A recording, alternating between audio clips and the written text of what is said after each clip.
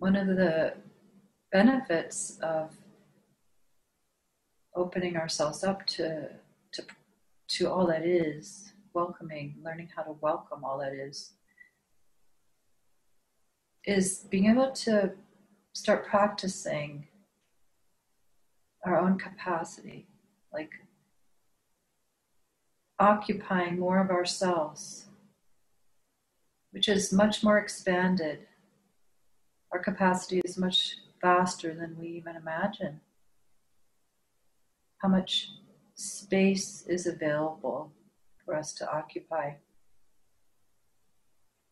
Space of our own being, our inner being, space of our body, the sensations that are coming up, the feelings, including the feelings, including any little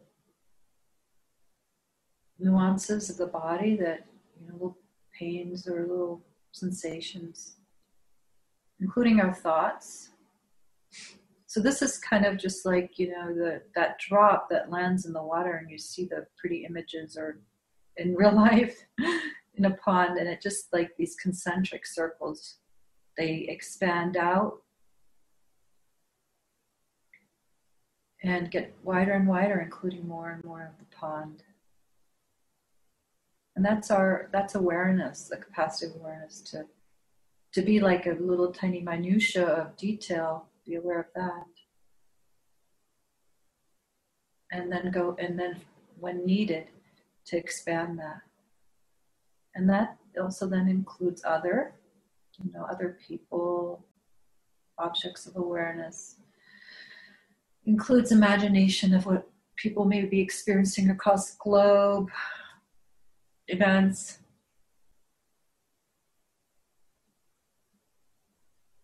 our caring, our empathy, our worry about the planet. And the more that we practice opening ourselves up to being very, well, first being very devoted to the minutia, to just what's arising, and from there having also the capacity and the devotion to expanding awareness to include the whole. There's not a preference for one or the other, but just that we have a lot more capacity than we imagine.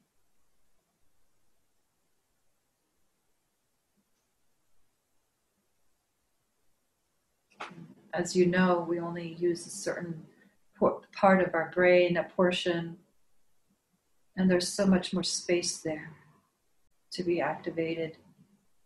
And that's part of that is moving into the realization, increasing awareness that we are the whole and what that could even mean. And for some who are more mystically oriented, that can include the realms, different realms. And for others who are more pragmatic and really like to be here, that includes this reality, the planet, which is a lot already. Nature, spirits, what rocks have to tell us. There's so many ways to expand our consciousness and awareness. We have that capacity.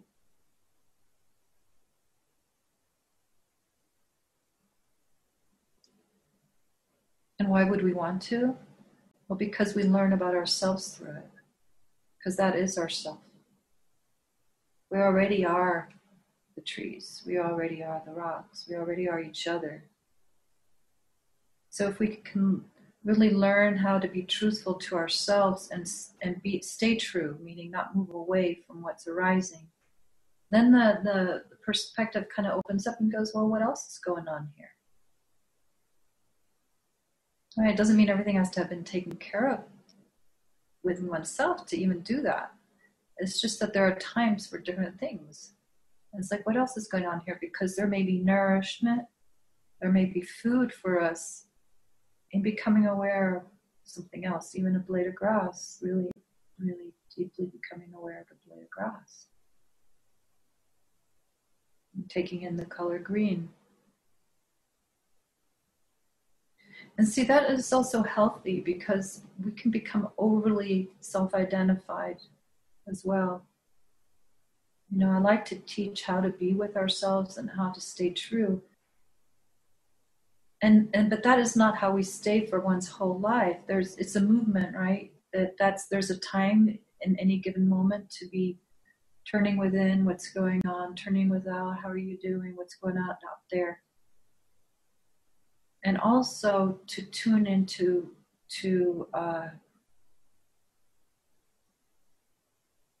the subtle realms, subtle worlds. Because that helps with not being overly identified to such a degree with the self-center inside. The self-center that really actually, inside it's hollow, like a reed, you know? You have all these beautiful metaphors for our emptiness. For the emptiness that we are, you know, the hollow reed, the flute.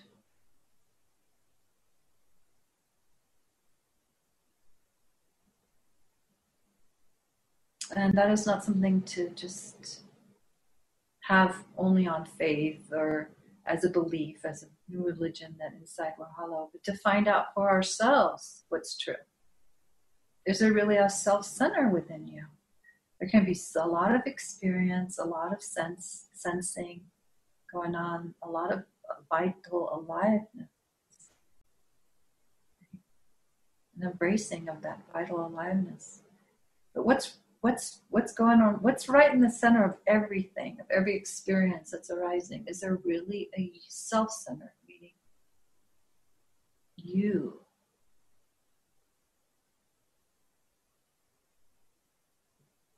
And to inquire into that is the spiritual journey. And why?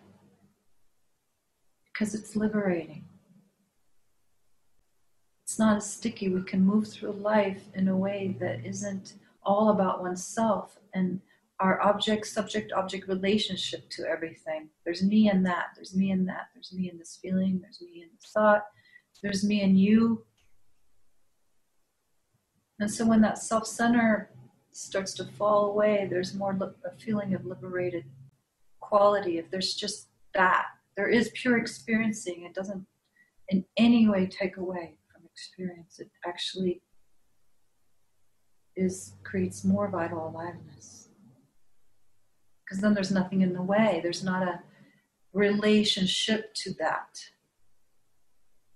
You know, there's the inner world, as they say, falls away.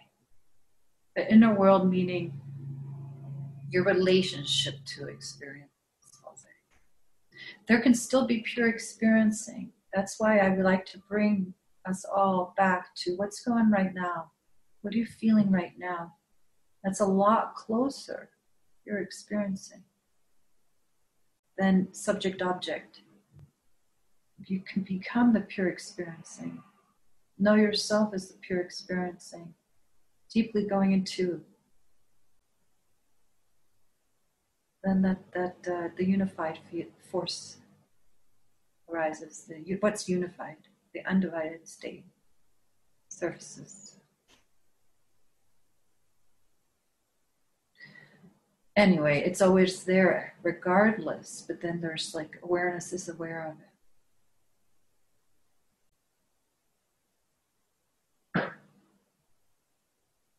And so, you know, we think, oh, sometimes we think we need to be doing one of these things at a time. It's not true. Sometimes, yeah. I mean, stay loyal to what's true in the moment. But in any course of the day, you could be going all across the board in different ways. I mean, thoughts to me are being aware of thoughts, that loop. That's kind of, it's harder to grasp, right? It's harder to land in oneself. Like with a sensation, I've always said that the body is a portal to truth. And through sensation, it brings us down to the now moment, because then the experiencer and the experience, they become one thing when you're really telling the truth about a sensation. With a thought, it's much more etheric. It's made of, it's so ethereal, right? It just kind of moves like air, very like the ether. And really, the impact of thought really is what it has on the body. The corresponding impact of a thought is what it makes you feel, usually. Thoughts in themselves are just like, this weather pattern. But the impact of thought, what it makes you feel, if it makes you feel like it's a positive experience, or if there's unworthiness involved, or if it's just boring as heck, repetitive thought. But when we sink back down into the body, we bring things back into the now, right? And then this lens of consciousness, it travels back and forth between what's going on inside, one's inner experience, and then what's going on with others, as I said earlier, and then what's the larger capacity, again, of what's going on the subtle realms, and tuning into a vaster whole. And this is what we do kind of like all day, right? And some of us have our preferences, and some of us have places we're stuck, and some of us have a place that's more home. Some people are more solidly located in their bodies. It's not difficult for them. And some people are more in their thoughts and get lost in the thought stream. But if you are one of those people that is kind of primarily lots going on up here, see if you can just sink back down into the body and feel, what am I feeling right now?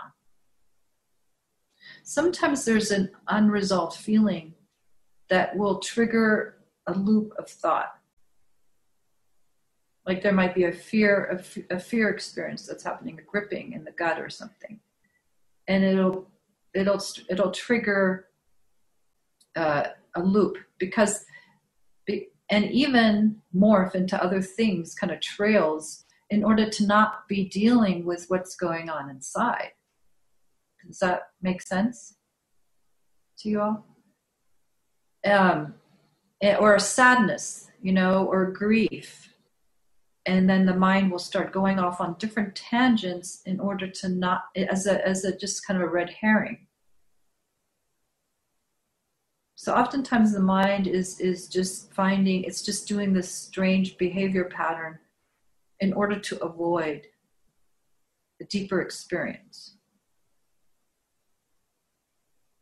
And so then if we're just stopping for a moment and tracing back and go, what's really going on here?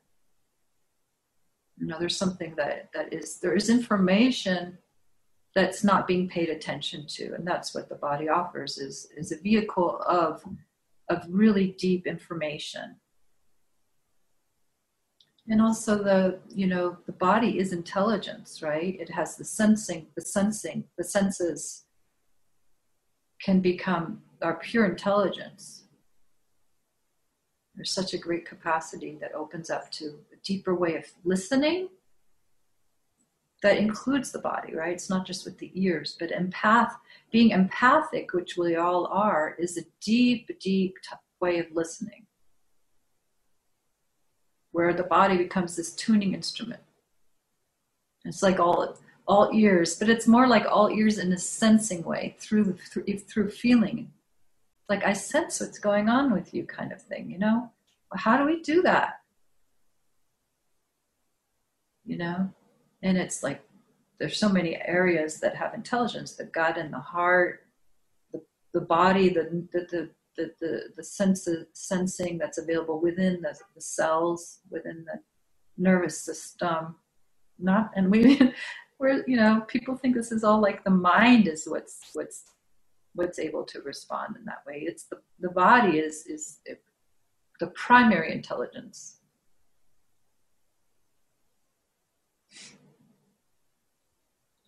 And the mind follows suit. You know, the mind has a different type of capacity. Not just mind like tools, you know, like we can, like, oh yeah, it's good to keep the mind for toolbox, you know, so you can start the car and remember how to do things, read a map and learn languages and such.